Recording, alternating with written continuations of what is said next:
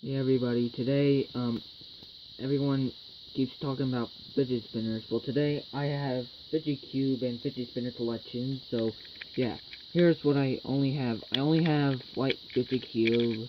Yeah, it's going good with the fidget cubes. Kinda got it. Alright, next I have an American fidget spinner. It looks kinda good. I mean, you can see stars and stripe cap.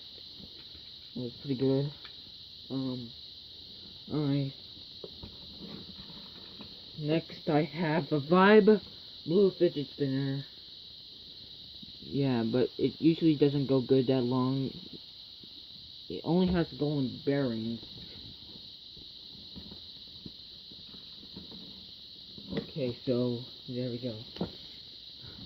Alright, okay, hold on. For my other one, I have light up fidget spinner.